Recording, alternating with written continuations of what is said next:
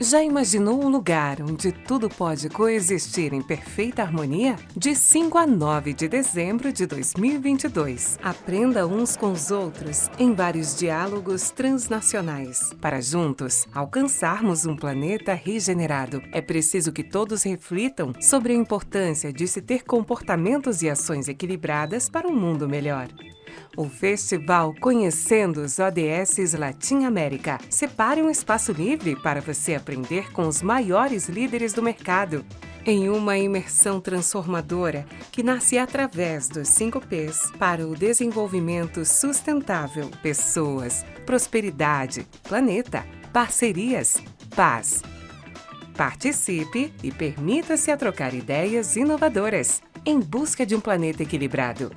Olá, como vai? Sejam muito bem-vindos ao Festival Conhecendo os ODS, nesse bate-papo que nós trazemos aqui sempre 2 convidados para que possamos conhecer ainda mais a história de cada um, trazendo o atrelamento à questão do palco, né? São 5 P's que a gente tem falado com todos aqui, e nesse aqui nós vamos falar um pouquinho de parcerias, pessoas, trazendo essa nossa realidade. Primeiro eu vou dar as boas-vindas, depois a leitura da mini bio, e a gente vai transcorrendo no nosso bate-papo aqui, que promete ser incrível com essas 2 pessoas sensacionais que nós estamos recebendo. Primeiras boas-vindas é para a Beatriz de Toledo, vamos assim, que eu sei que esse sobrenome é um pouquinho mais complicado, né, Beatriz? Tudo bem com você? Tudo ótimo. Boa tarde a todas e a todas. E, claro, obrigado pelo esse convite desse festival fantástico e necessário, na verdade, que é Conhecendo os ODS. Muito obrigada, a gente que agradece, a gente é até suspeito para falar, mas é o 2º ano que eu estou consecutivo aqui com eles, e eu realmente sou apaixonada pelo festival, é de um conhecimento incrível e habilidade que nós temos de trazer pessoas sensacionais nesses nossos painéis aqui, que fazem toda a diferença. Beatriz, você está falando de onde? Estou falando de São Paulo. Ah, muito bem-vinda, então, nossa capital também aqui, né, direto. Bem-vindo a todos que estão nos assistindo também. Muito obrigada mais uma vez. E também recebo o Emiliano Graziano. Tudo bem contigo? Tudo jóia, boa tarde, prazer estar aqui com vocês no festival. O prazer é nosso, viu, Emiliano? Muito obrigada pela sua presença. Você está de onde? Eu estou falando da cidade de Campinas, interior de São Paulo. Que ótimo. Aí tá gostoso, o tempo tá bom, o interior é sempre mais gostosinho, né, o tempo? O interior é sempre uma delícia, então, sol A gente firme. a gente não sabe se a gente usa blusa, se a gente não usa blusa, né, Beatriz? Hoje tá assim, né? Gente, uma chuva, mas tá bom, né? Uma das coisas que a gente tem falado tanto, que o objetivo ODS aqui, trazendo essa questão climática, né? O cuidado que a gente precisa ter tanto, porque realmente não está fácil. Mas vamos lá para o nosso bate-papo começar aqui. Eu vou fazer a leitura da mini bio, trazendo primeiro a Beatriz, tá? Ela é gerente de comunicação corporativa e sustentabilidade da Santos Brasil desde 2018. Franco-brasileira, com sólida carreira internacional, atua nas áreas de comunicação interna, externa, marketing e ESG, né, a governança ambiental, social e corporativa. Ocupou posições estratégicas e de liderança executiva em empresas multinacionais como Terios, Açúcar Guarani, Veolia e Orange. É formada em administração de empresas pela Novance Business School de Paris, com MBA em Administração e Comunicação pela ISC Paris, especialização em Comunicação Empresarial pela ESPN aqui de São Paulo.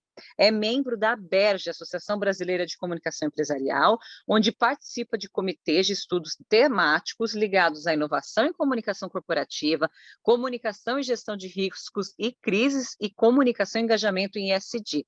Participa também do Conselho de ESG da Brasil Esporte, que é um fórum permanente multissetorial de logística e infraestrutura portuária. Estou vendo aí pela foto atrás, eu até ia falar, por que da foto? É um modal, né? Que legal ter essa parte com você. E do Conselho Feminino da Brasil Esporte, que legal, vamos falar muito sobre isso. Nesse primeiro momento, Beatriz, eu passo para você transcorrer um pouco dessa trajetória grandiosa que vocês têm, e aí depois a gente vai conversando a partir do momento do Emiliano, tá bom? Muito obrigada, com você. Muito obrigada, Juliana, pela apresentação. Bom, então, como você falou, eu sou franco-mineira, eu morei e estudei na França por 25 anos, e por que eu estou falando isso? Porque a gente sabe que a estratégia sustentável dos países europeus está sempre atrelada a políticas ambientais, que são mais rígidas, e a implementação de infraestruturas que possibilitam modo de vidas menos poluidores. Então, a gente sempre tem essa falsa impressão, né, do que a oferta dos recursos naturais é infinita, mas não é esse o caso. Até mesmo os recursos renováveis podem ser impactados por fenômenos como a poluição, o aquecimento global, por exemplo. E quando eu estudei em Paris, eu realmente percebi que as escolas em Paris incentivam a biodiversidade e a sustentabilidade. Então, a ideia dos estudos lá é desenvolver, por exemplo, plantio de árvores, hortas, viveiros, também a triagem de resíduos, compostagem, reciclagem. Também eu lembro que tinha até fabricação de ninhos e comedor para pássaro. Tivemos projetos de redução de consumo de água e energia. Enfim, isso realmente faz parte da educação e do DNA europeu. E não é uma questão de dizer que ao jovem que cabe a eles resolver o problema do planeta, não é isso. É educar para um outro estilo de vida. Tem uma frase que eu gosto muito do Albert Camus. Ele fez esse discurso na solenidade do Prêmio Nobel de Literatura, foi em 1957, eu acho. E é uma frase que fala assim, que cada geração se sente, sem dúvida, condenada a reformar o mundo. No entanto, a minha sabe que não o reformará, mas a sua tarefa é talvez ainda maior. Ela consiste em impedir que o mundo se desfaça. Então, assim, o que a gente está falando para os jovens? Que hoje a gente tem que adotar meios alternativos, meios mais green, que a gente fala. Por exemplo, o transporte. Um transporte que seja menos poluente, ou ainda priorizar o transporte coletivo, em detrimento do individual. Então, em Paris, o pessoal usa muito a bicicleta. Temos mais de 371 quilômetros de ciclovias em Paris. E é o domingo, feriado, enfim, você pode circular livremente nas pistas ao lado do Sena. Isso é um dos exemplos que você, pessoalmente, pode contribuir para esse grande objetivo, que é preservar o meio ambiente. E na Santos Brasil, onde eu trabalho, não é diferente. O ESG está presente no nosso dia a dia. Somos signatário do Pacto Global da ONU desde 2013 e alinhada aos Objetivos de Desenvolvimento Sustentável. A gente já assumiu, entre nossos principais desafios, o compromisso de contribuir ativamente para a conservação do meio ambiente e para o desenvolvimento humano. Então, por isso, todo ano, a gente aprimora nossos padrões de gestão ambiental, a gente controla nossas emissões de gás de efeito estufa, GE, o nosso consumo de água e a geração de resíduos em todas as nossas unidades. A gente teve um grande passo em 2020, a gente definiu novas metas públicas, atrelada à remuneração da alta liderança e dos demais funcionários. E reduzir em 15% as toneladas de emissão de CO2, 30% o consumo de água e 50% a geração de resíduo. Estude até 2024. Isso é para todo o lado ambiental. Também a gente estrutura e apoia iniciativa de inclusão social selecionada pela companhia, com vários objetivos, na verdade. Um é ampliar as oportunidades de acesso à educação, cultura e esporte, para a promoção da cidadania e do desenvolvimento local. Este ano, a gente apoiou 27 projetos por meio de lei de incentivo que impactaram cerca de 9.000 pessoas vivendo próximo às nossas áreas de atuação. Um dos projetos foi justamente o caminhão ODS, que a gente fez em parceria com vocês, que foi um sucesso, trazendo essa sustentabilidade para o pessoal dentro da casa deles, de maneira objetiva, lúdica, direta, em 4 cidades onde estão as nossas áreas de atuação. O ano que vem, a gente já aprovou essa semana 53 projetos sociais via lei de incentivos fiscais, com aporte de mais de 4 milhões. Então, assim, o que eu posso falar para concluir? é que atingir o desenvolvimento sustentável não é uma tarefa a ser feita por um único grupo de indivíduos ou entidades. O cumprimento da agenda estabelecido pela Nações Unidas, assim como o cuidado, no geral, com a natureza, depende do esforço coletivo e do estabelecimento de normas e política. A nossa matriz energética do Brasil é infinita. Temos a melhor matriz do mundo. Então, eu acho que o Brasil está na hora, realmente, de visar a redução dos seus impactos ambiental e colaborar para uma produção mais limpa e ecologicamente viável. Obrigada. Nossa, Beatriz, a gente que agradece, eu até entrei aqui no site da Santos Brasil, que interessante, esses dias eu faço parte apresento um evento do CIST, eu não sei se você conhece, que é totalmente ligado a essa área de modais e tudo mais, logística, veículos de carga, e a gente estava falando do papel da mulher, inclusive, então depois até vou te seguir no LinkedIn para a gente voltar a se falar, porque o ano que vem a gente tem um planejamento muito grande de trazer, um universo ainda muito masculino, mas que as mulheres estão definindo muitas questões, e isso foi evidente nesse evento, e a gente estava falando muito sobre os containers, sobre essa avaliação, porque é um universo paralelo mesmo, né? É tanta informação, é tanta quantidade, e vocês, com certeza, fazendo esse trabalho muito evidente aí, com apoio a projetos sociais, com apoio aos jovens, trazendo também os jovens no mercado de trabalho para essa área, porque não é ainda uma área comum também para as pessoas. Então, assim, eu tenho algumas perguntas para você, eu estou aqui com a Samini-Bill, inclusive para a gente até falar um pouquinho sobre, aqui quando você fala, quer ver só um minutinho, você tem toda uma formação de comunicação, né, toda essa área aqui, trazendo isso para os nossos dia a dia, esse atrelamento que você fez com a França, que eu acho que é muito importante, até para a gente ter noção, né, de como o Brasil está se posicionando, como está fazendo. Então, eu já volto contigo um pouco das informações, tá bom? E aí eu venho com algumas perguntas. Se você tiver, inclusive, alguns números de ativações mesmo feitas por vocês, de redução, de todos esses, o panorama que você passou, se você tiver, a gente já volta nisso daí, tá bom? Ótimo, Emiliano, obrigada, Juliana. Imagina, obrigada a você. Emiliana, muito legal, eu estava lendo sua mini-bio, que eu tomo conhecimento, quando eu falo que eu conheço as pessoas com as pessoas que estão nos assistindo, isso é muito legal. Já tiveram alguns que já passaram comigo ano passado, então a gente já tem uma proximidade maior. Mas eu já vi que você foi algo aqui no ABC Paulista, eu estou em Santo André, trabalho para o Diário do Grande ABC, então eu vou ler aqui sua mini-bio, vai ser um prazer também da gente conversar. Aqui, ele é hoje, né, secretário executivo, Instituto Fome Zero, que incrível, quero saber tudo sobre o Instituto, graduado em Engenharia Agronômica pela ESALC, né, da USP, e MBA de Marketing na FGV, Ohio University, 2002, MBA em Gestão de Projetos na FIA, na USP, em 2015, e mestrado na área de ESG, focado em governança no curso de Sustentabilidade pela FGV 2021. Atuou nos 3 setores, como gestor de programas de segurança alimentar e mobilização social nas prefeituras de São Paulo e ABC Paulista. Foi responsável pela área de sustentabilidade de empresa multinacional e consultor para organizações do terceiro setor do comércio justo, agroecologia, permacultura, agricultura familiar, desenvolvimento sustentável, segurança alimentar, mobilização de recursos e sustentabilidade em âmbito nacional e internacional. Atualmente é secretário executivo e diretor de desenvolvimento institucional do Instituto Fome Zero. Atua como investidora anjo do App Justo. Ah, que legal! Startup de impacto social positivo e professor do Senac.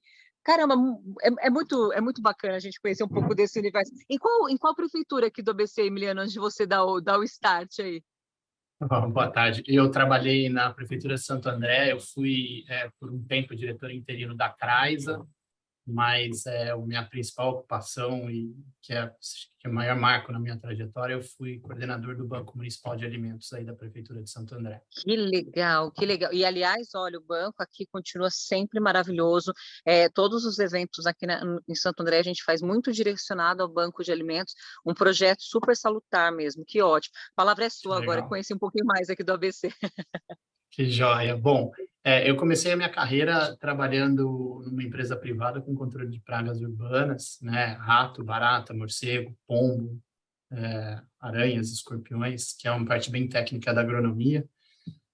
Mas logo depois eu migrei para essa parte de segurança alimentar para a Prefeitura de Santo André, comecei a trabalhar aí na CRAISA, inicialmente como técnico do mercado atacadista, para a gente poder modernizar e ampliar o volume de comercialização do mercado, trazendo mais a agricultura familiar e setores complementares ao CEAGESP, né? Santo André está na Grande São Paulo, mas tem uma das maiores CEASAs do Brasil, que muitas vezes é ofuscada pelo tamanho da CEAGESP. E aí a ideia era que a gente crescesse aí em Santo André para setores que não eram bem atendidos pela CEAGESP, como da agricultura familiar. Então, meu projeto inicial foi desenvolver um bom mercado de flores e um bom mercado que a gente chamava da agricultura familiar, sobretudo aí do Vale do Ribeira, para comercializar aqui na Grande São Paulo.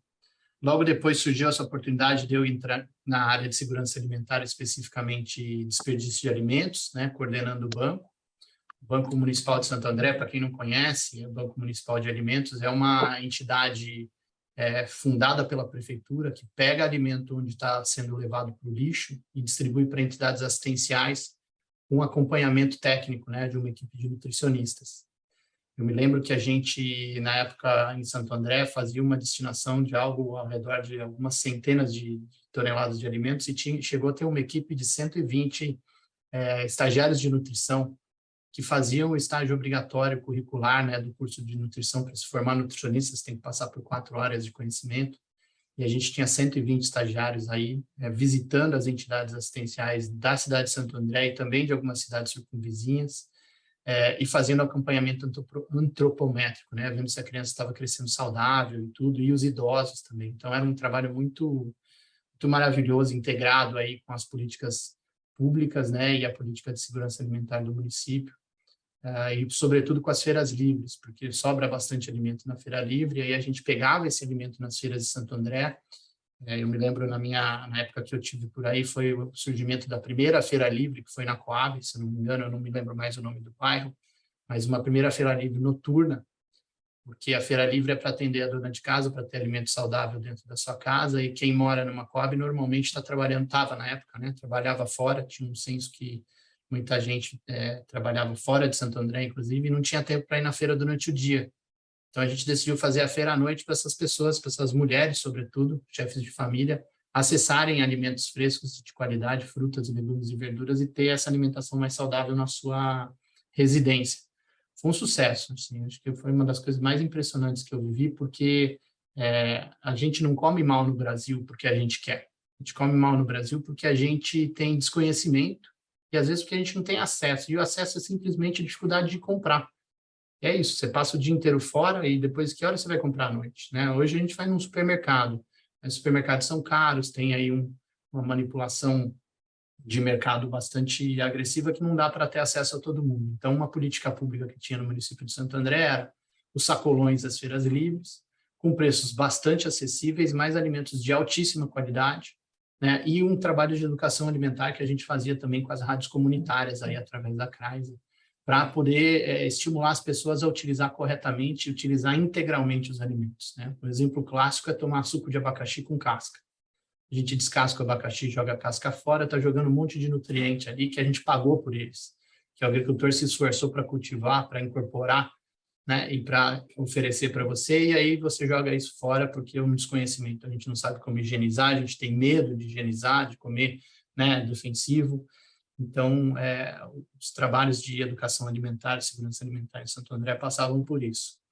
Eu tive a felicidade de estar à frente aí da CRAISA quando foi eleito o primeiro governo Lula, e, felizmente, o Banco de Alimentos, que eu sou parte dessa história, não fui o criador, foi eleito como programa modelo para o Brasil, né, para o programa Fome Zero, lá em 2003.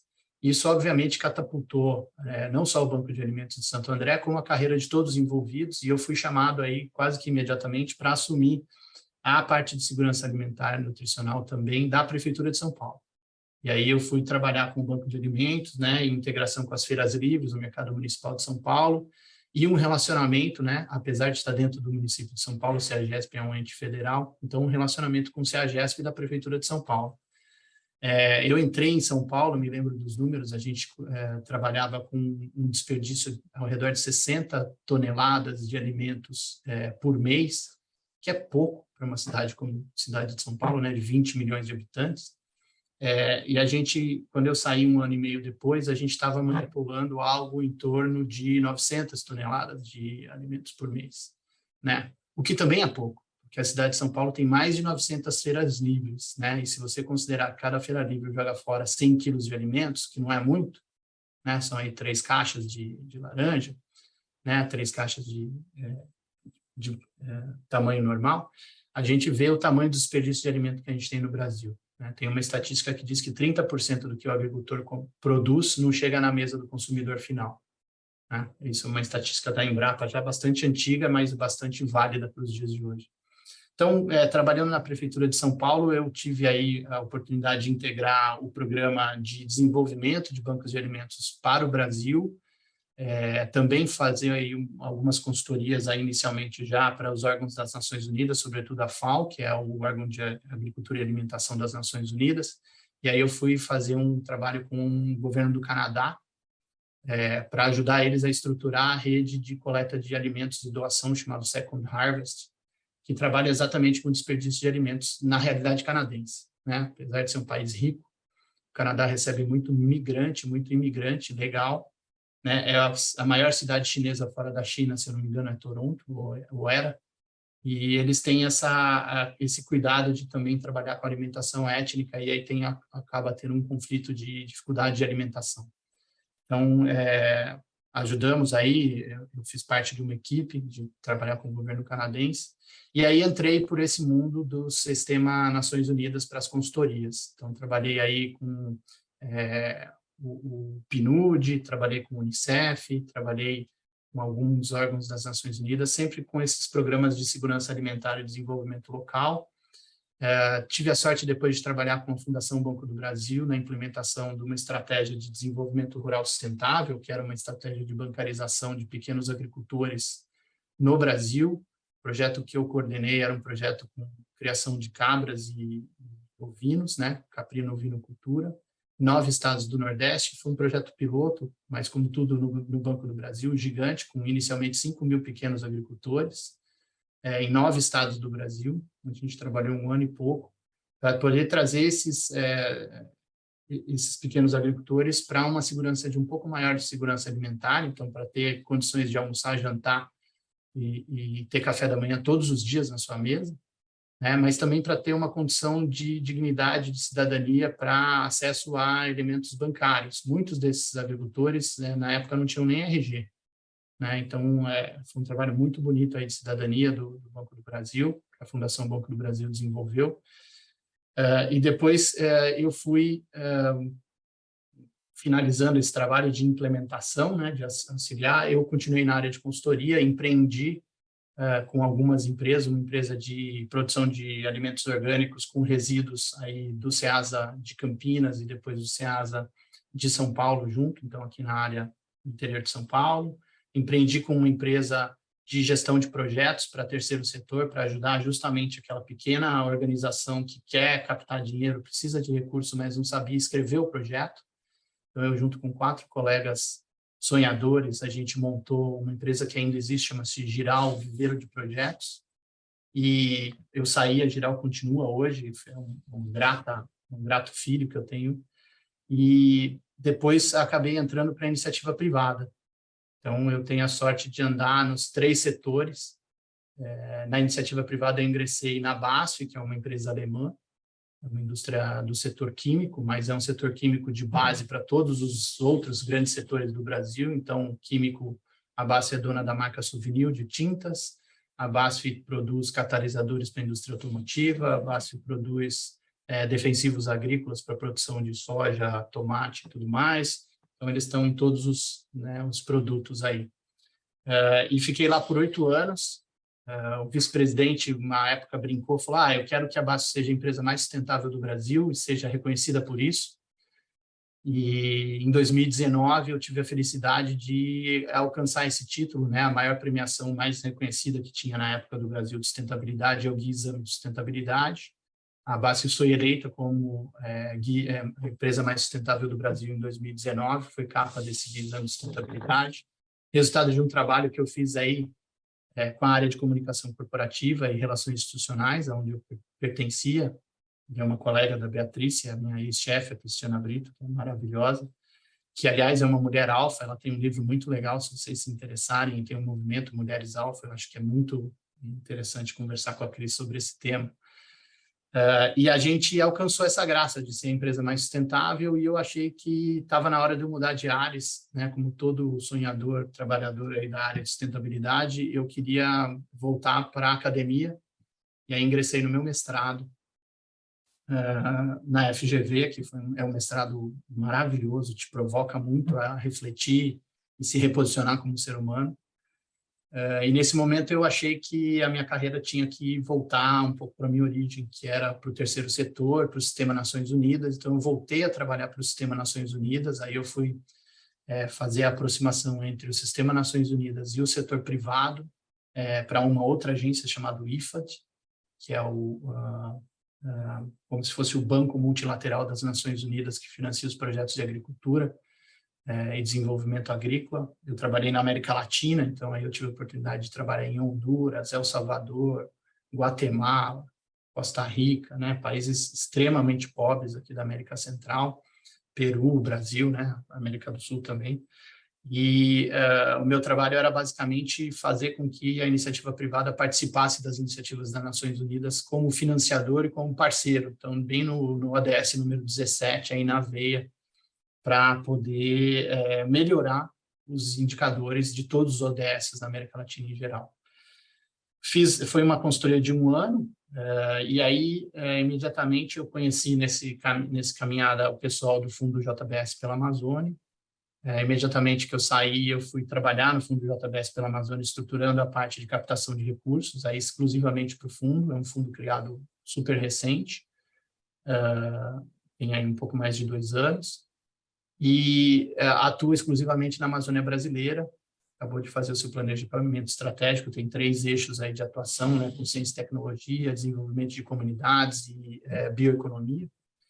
E fiz esse trabalho também por um pouco mais de 1 ano, né, o primeiro ano de vida do fundo. A Andréa Azevedo, que é a diretora atual, era minha chefe direta, minha amiga, a gente enxergou que não valia a pena ter um trabalho como o meu, dedicado só à captação de recursos, mas era captação de recursos, desenvolvimento de parcerias, desenvolvimento institucional, que era o trabalho basicamente dela. Então, eu deixei a estrutura do Fundo JBS e 6 meses antes de eu deixar o Fundo JBS, eu tinha fundado o Instituto Fome Zero, com pessoas lá dos anos 2000, né, final dos anos 90, que desenharam o programa Fome Zero, então, que depois virou projeto Fome Zero, que depois virou programa de governo Fome Zero, e a gente tinha desenhado para fazer um resgate desse tema da segurança alimentar e nutricional que a gente sentia que estava sendo perdido no Brasil, sobretudo nesses últimos 4 anos. E aí foi a oportunidade onde eu me vi com vontade, conhecimento, bagagem e uma instituição nascendo, como o Instituto Fome Zero, precisando do meu conhecimento.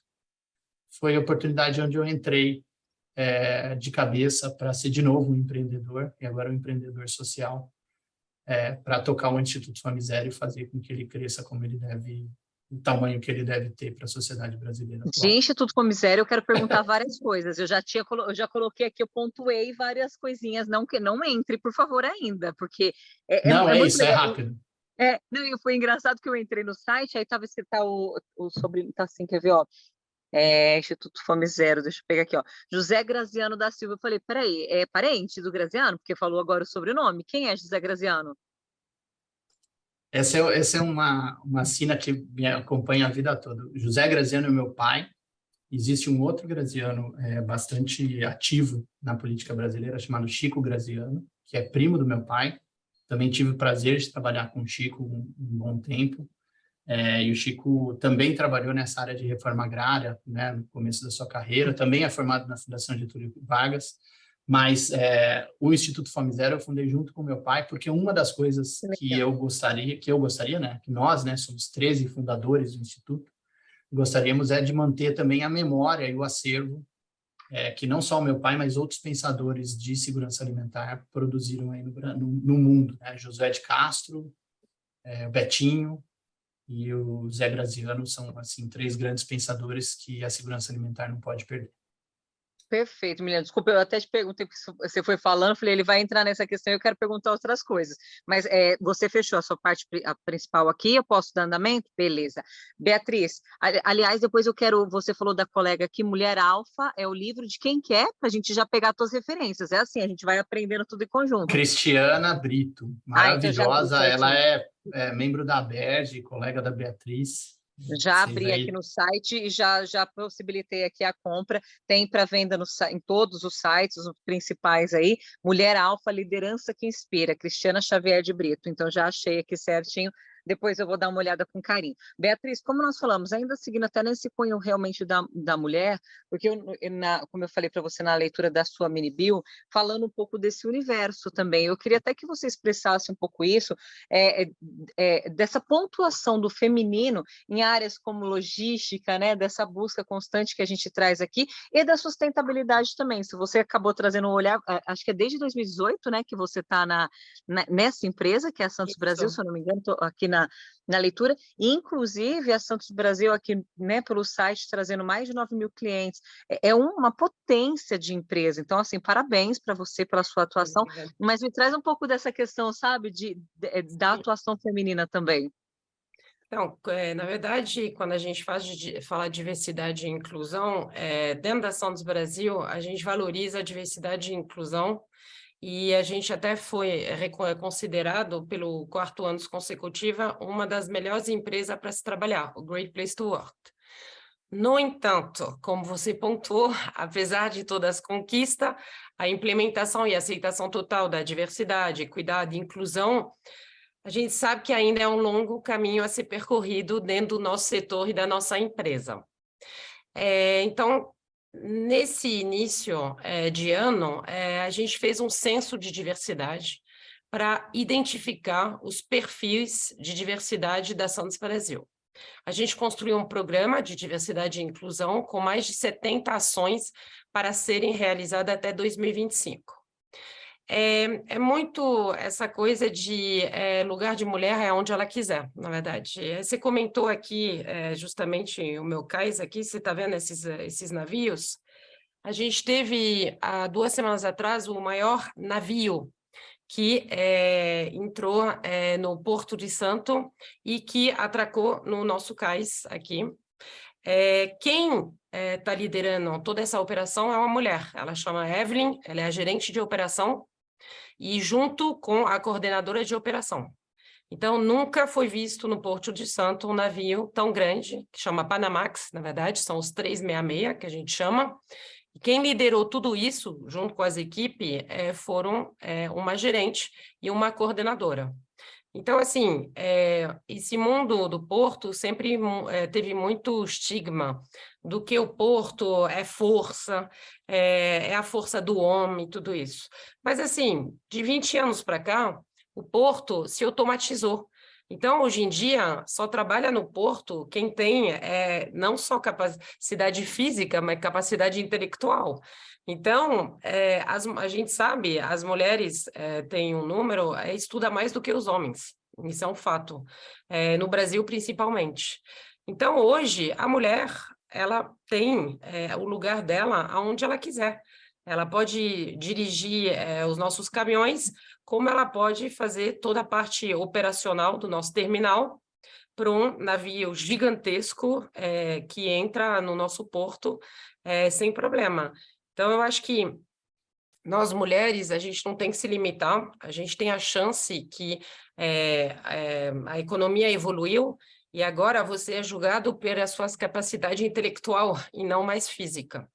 Então, isso é um ponto para nós.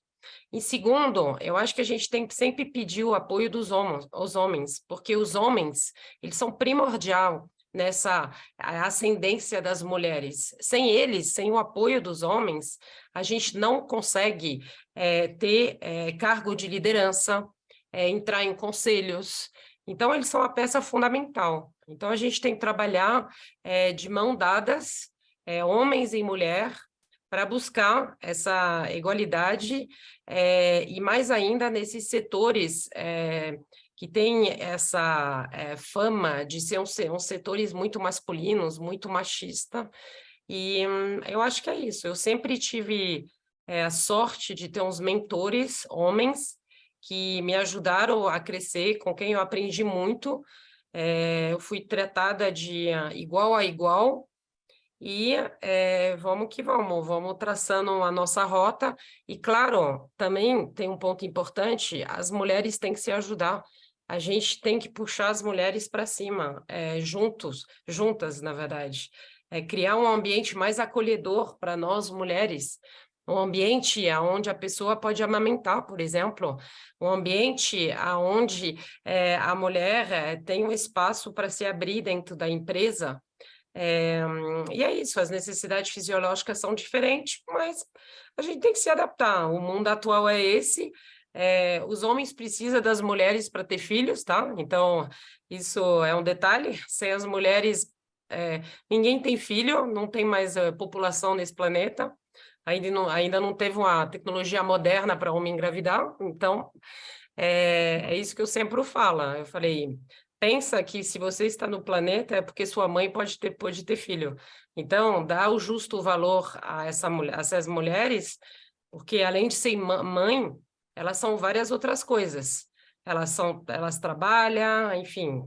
Então, é isso. Eu acho que com esse tripé que eu falei, a gente consegue, com certeza, uma vida pessoal rica e também uma vida profissional rica, que sem limite. Tipo, eu sempre falo, o céu é o limite. Então, acho que É, é isso.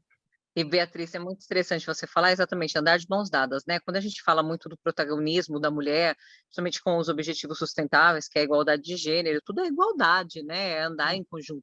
É que realmente existem setores ainda da sociedade que acabam tendo menos a participação feminina, mas é muito interessante quando a gente ouve alguém que está em atuação falando dessas possibilidades, falando de um Panamax como esse, por exemplo, de atuação, falando da mulher como protagonista realmente no desempenho de uma área. É sensacional.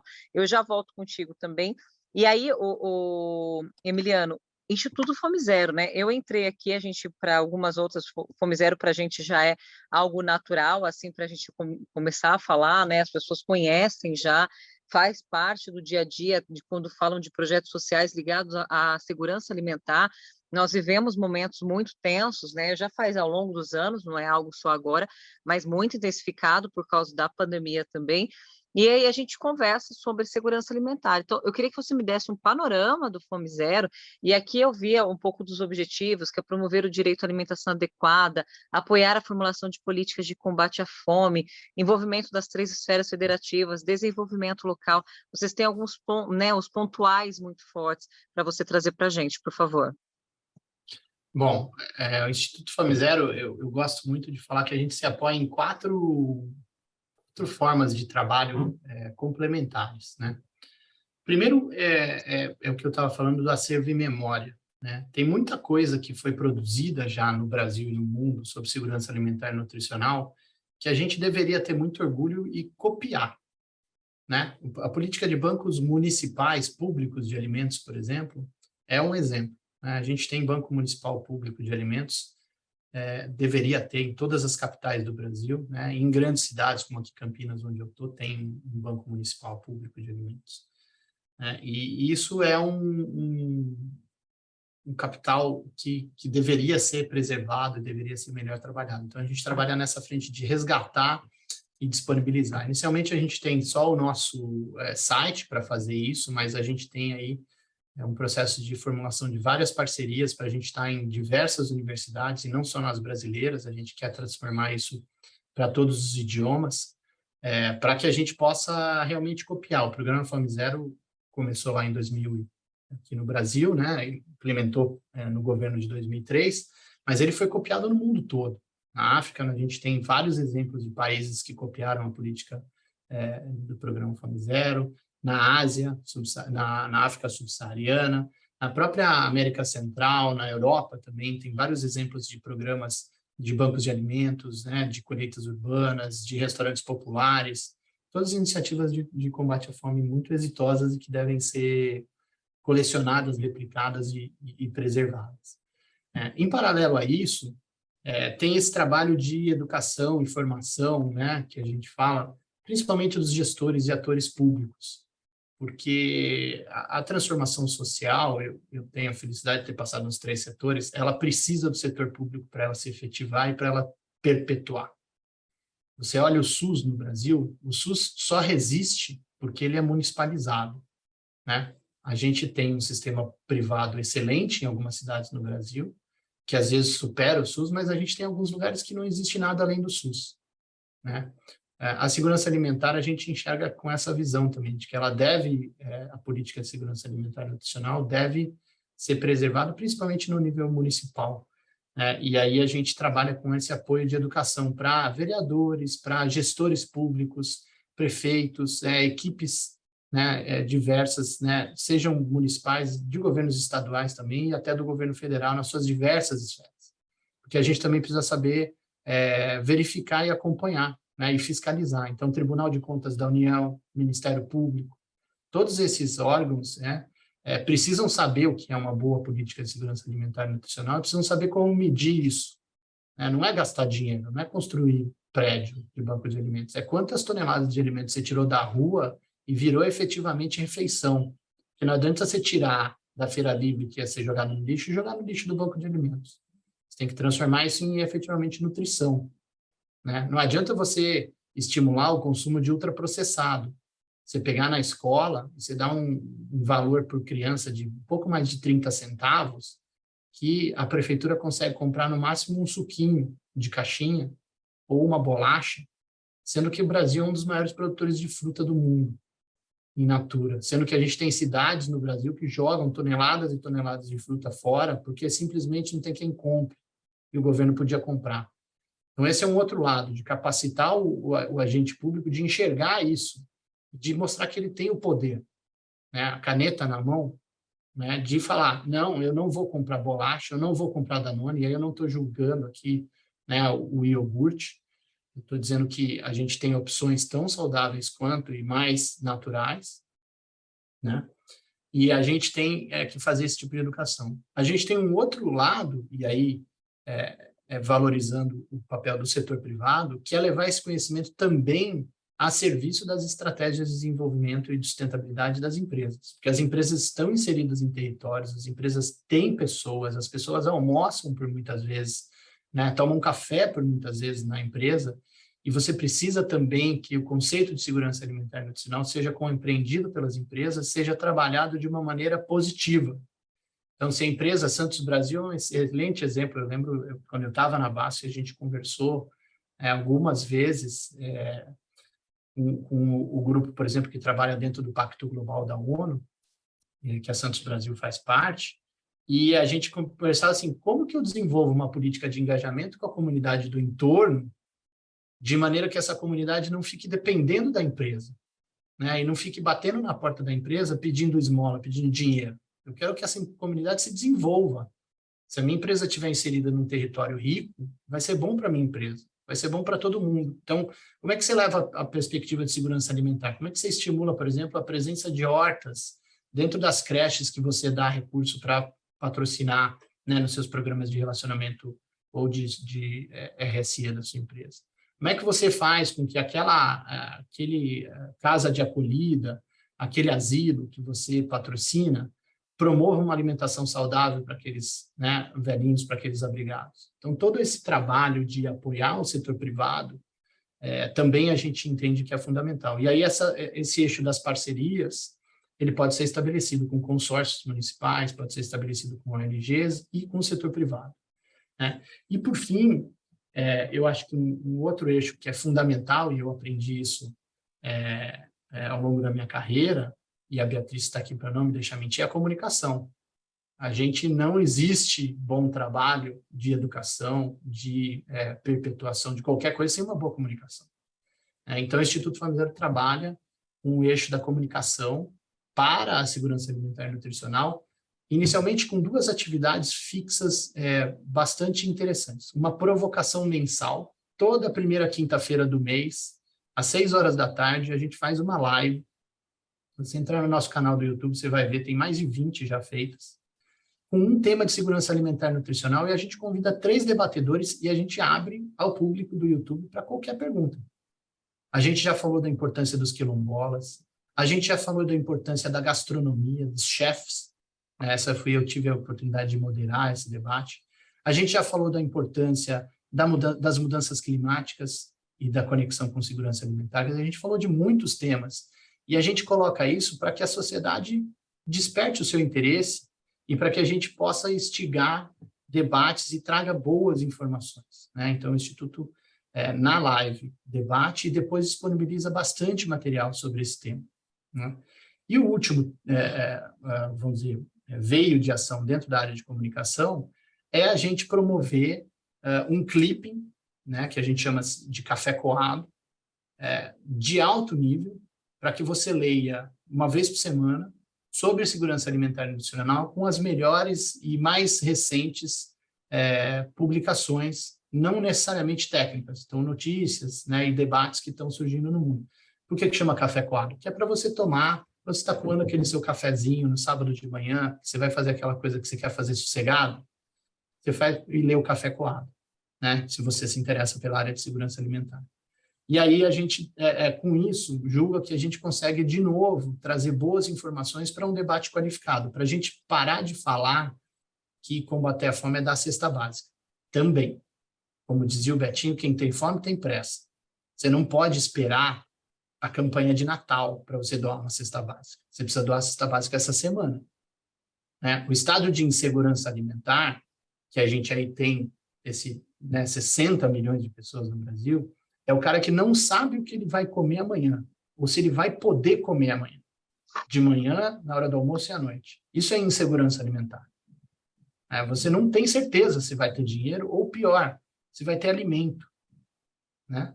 E aí, esse tipo de trabalho, com muita educação, com muita informação, a gente consegue romper. Você consegue aí fazer com que esse cara saiba que na prefeitura da cidade dele tem um banco de alimentos. E que ele pode ir lá no banco de alimentos, e eu não sei, depende da política do banco, mas ele pode requerer um alimento para a família dele, uma cesta básica, ou para uma entidade assistencial que esse banco abastece. Então, é um trabalho bastante grande, com esse entendimento do que é segurança alimentar e nutricional, para a gente poder fazer com que o Brasil, de novo, saia do mapa da fome e tenha mais dignidade para todos os brasileiros. Perfeito. Gente, aqui dos dois tem muita parte sobre comunicação mesmo, né? Como chegar nas pessoas, cultural, o que é alimento, né? O que pode ser reciclado, o que pode ser usado para o nosso dia a dia, e pontualmente, no caso da Santos Brasil, as atividades desempenhadas, toda essa parte. Agora, como nós estamos com quase os minutos finais aqui, o que eu gostaria? Eu vou dedicar 10 minutos para cada um, no máximo que pudesse, mas que a gente transcorresse em duas situações. Você já me falou, inclusive, de parceria, mas a atuação em conjunto com o desenvolvimento sustentável, né, enquanto os ODS mesmo, e nesse nosso P, que é de parceria e também pessoas, que eu tenho os dois aqui de diferenciais para que a gente traga a percepção de vocês em nível Brasil, como que está o mundo, como que isso tem que ser atrelado, o que falta ainda a ser feito. Nós falamos hoje muito sobre ambição, nós falamos sobre metas e metas que a gente possa fazer ocorrer. Eu vou passar primeiro para a Beatriz e depois para você, tá, Graziano? Só um minutinho, por favor. Beatriz, com você. Eu acho que o que o Graziano falou foi bem claro, que sim, a gente tem que dar o peixe, mas a mais importante é ensinar a pescar, né? Então, dentro da Santos Brasil, a gente tem um programa que chama o Formare, que, na verdade, a gente... É um programa que chama Formar Aprendiz, que oferece para os jovens em situação de vulnerabilidade social e econômica um curso de assistente administrativa, que é da área portuária e que é reconhecida pelo Ministério do Trabalho e Emprego. Então, é sempre as empresas trabalhando junto com o poder público. Desde 2009, a gente já formou mais de 291 jovens para o mercado de operação portuária e logística. Desse total, 113 alunos foram contratados para trabalhar na Santos Brasil. É um curso que tem uma duração de 15 meses e as aulas teórica e prática são ministradas pelos funcionários voluntários da Santos Brasil. E o número disso é que 83% desse jovem tem uma inserção no mercado do trabalho. Então, você imagina, mais de 9 jovens sobre 10 saindo desse curso já sai com emprego, que seja ou na Santos Brasil ou no mercado do trabalho. Esses jovens que estão em situações, igual o Graziano falou, que às vezes nem sabe o que vai comer à noite, nem sabe se vai ter comida no prato deles. Hoje, esses jovens, tem alguns que sustentam a família, com justamente esse salário de aprendiz, e de aprendiz são rapidamente contratados no mercado do trabalho e muda completamente o cenário da comunidade onde eles moram, da comunidade, da família. Então, assim, a gente tem que investir nisso. Nós, como empresa, a gente deve de ser empresa cidadãos. A gente tem que trabalhar de mão dada com o poder público, sempre, para justamente melhorar pela educação. Eu acho que assim, a educação no Brasil é justamente um gap muito grande quando se vê a educação na Europa, que é gratuita, que é de um nível muito bom. Eu acho que a gente tem que trabalhar muito ainda essa coisa da educação, porque é só com a educação de qualidade que você vai tirar essas crianças, esses adolescentes da extrema pobreza, e graças a eles, as famílias deles vão ter um futuro melhor, os filhos deles, os pais deles. Então, é isso, investir na educação, eu acho que é o nosso grande lema dentro da Santos Brasil. Quando você fala de capacitação, acho que a Emiliano pode complementar também aqui, mas foi interessante quando você falou assim, que não é só o fato de pegar um alimento e colocar o alimento no banco de alimentos, por exemplo, é saber o que fazer com ele, porque senão vai jogar no lixo do mesmo jeito. Quando você capacita as pessoas, quando você educa a pessoa, leva o conhecimento também para essa pessoa, toda a diferenciação ela é feita. Esse é um projeto com os jovens, e jovem aprendiz eu acho que é a grande saída do mundo, porque realmente eles transformam as famílias deles fisicamente, financeiramente, mas acima de tudo também psicologicamente, porque eles chegam com um futuro tão maior que às vezes aquela família não estava constituída nisso, que faz um grande diferencial. Emiliano, suas considerações também, por favor.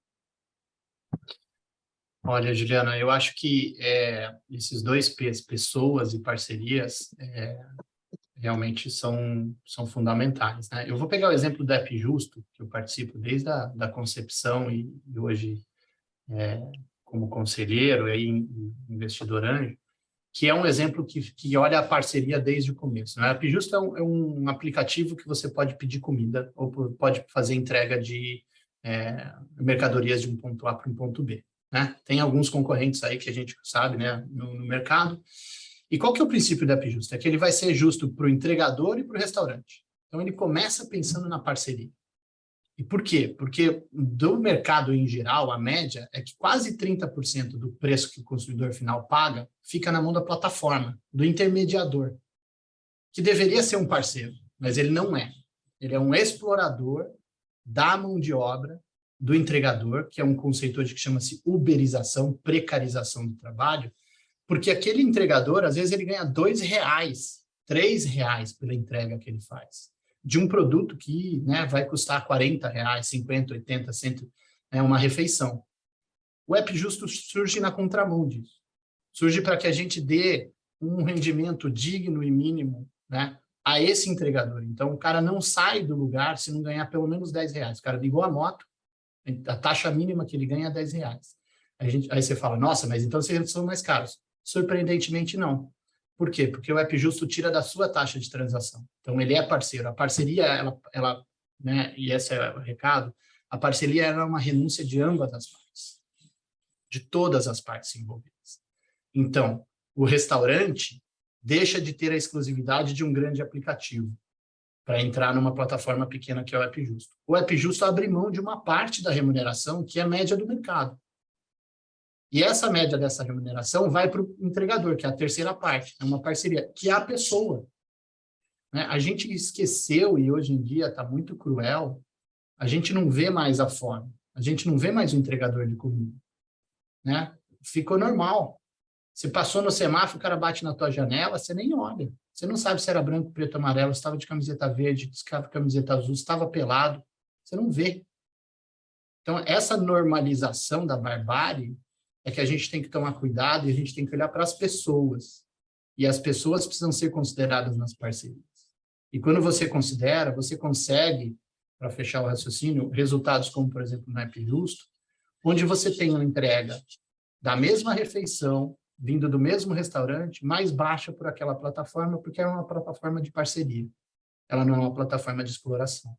Né? Então, eu acho que se a gente começa a considerar o trabalho de combate à fome e segurança alimentar, ou para qualquer outro trabalho, as pessoas, as suas reais necessidades, e a gente está disposto a abrir mão de um pouquinho do nosso conforto, do que a gente está ganhando, para a gente poder beneficiar o bem comum, eu acho que aí a gente prospera, e aí a gente conhecendo todos os ODS por dentro, a gente vai ver que é possível, sim, a gente atingir até 2030 esses objetivos que não são tão ousados assim para a gente como planeta.